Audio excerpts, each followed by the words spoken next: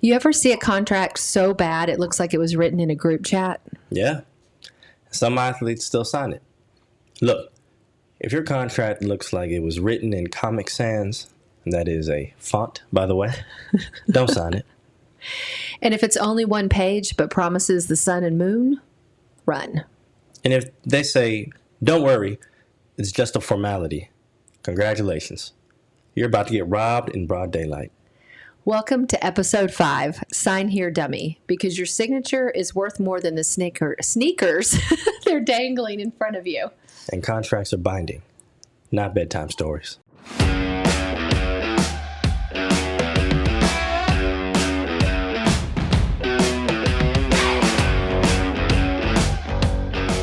We're here to keep athletes and parents from signing their futures away. I'm Lee, an attorney, advocate, and someone who has read thousands of pages of contracts so you don't have to. And I'm Michael, athlete agent, former strength and conditioning coach, pending Florida attorney, and your best shot at avoiding paper prison. Let's break down what you're really agreeing to. If it says perpetuity, that means forever, like forever, ever. And exclusivity means you might be locked in even when better offers come along. Athletes, contracts aren't vibes. They're binding. They're the law. It's the law. If you sign it, you own it, even if you didn't read it. Real story. One player signed an NIL deal for a free hoodie. Sounds cool, until he found out the company owned his name for 3 years. 3 years for a hoodie. Here's a real example, another real example. You have a D2 athlete who signed a deal giving exclusive rights to her TikTok content. The company posted cringe ads on her page. She couldn't delete it because the contract said they controlled her account. Another one. A football player thought he signed a one-season deal. In tiny print, it rolled over automatically every year unless he canceled in writing by certified mail within 10 days of the season ending. Now, guess who didn't mail the letter? Right? So contracts can trap you if you don't pay attention. Remember, paperwork is power, and reading that paperwork is power. And if you think, well, I'll just quit. No. That contract follows you. That's why we're saying, read it before you bleed it, or rather, it bleeds you. And parents, don't get starry-eyed. If it looks like an opportunity, but it reads like a trap, you need to remember your kid's future is on the line. All right, first money line of the day.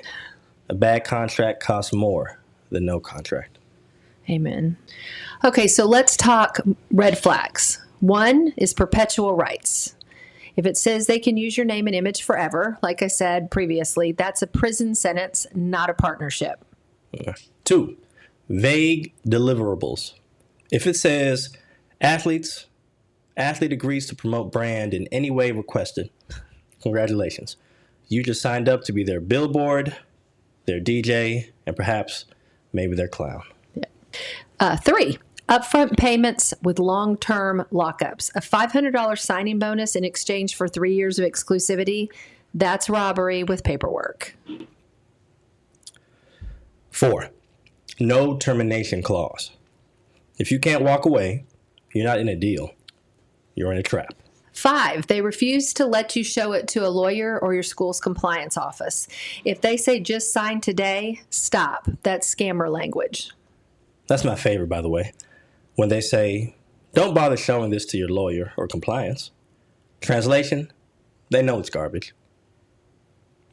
Another money line today.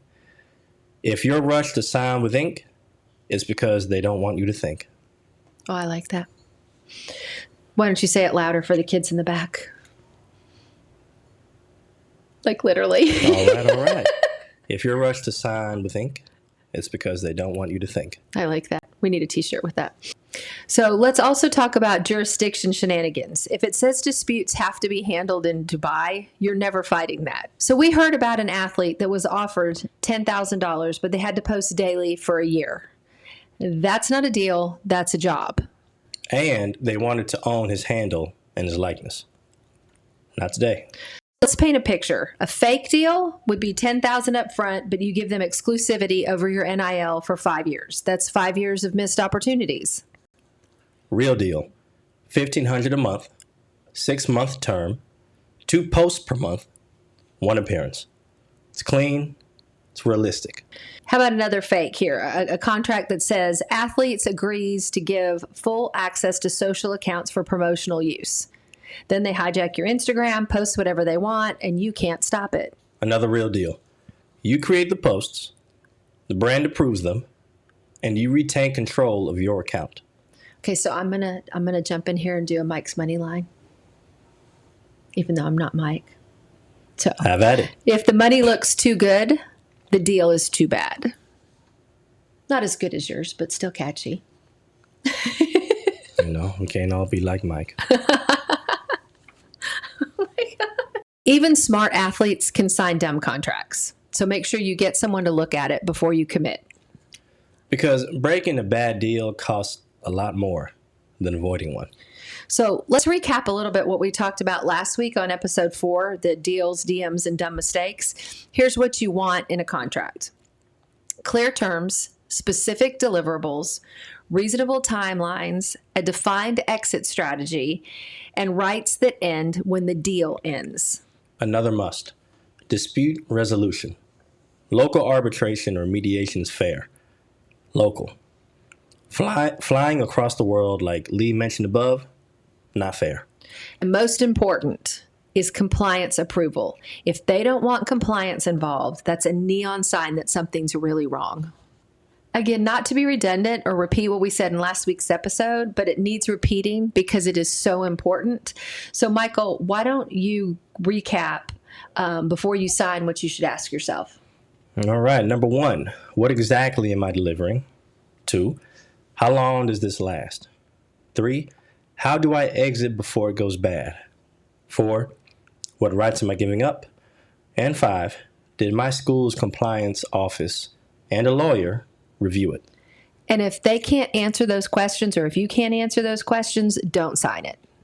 Parents, remember, you're not the agent. You're not the lawyer. You're the guardrail.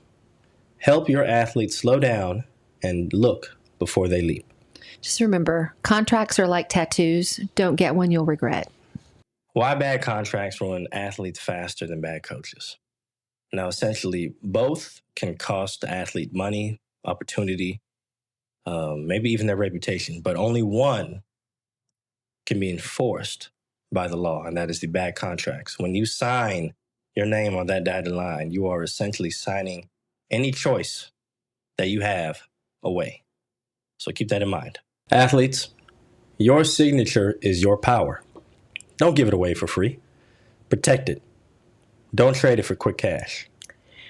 We have actually a couple of free downloads this week that talk about, there's a parent checklist, there's an NIL contract checklist, an expansion on some of the downloads from previous weeks.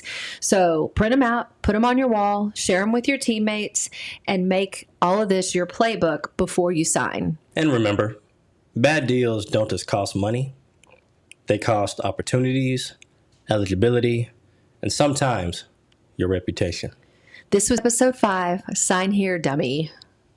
One last money line. A smart signature is priceless.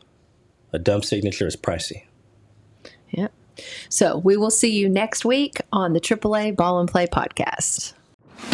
You're listening to the AAA Ball and Play podcast. Quick note, this is for education and entertainment. Nothing here is legal, tax, or financial advice, and nothing we say creates an athlete-agent relationship.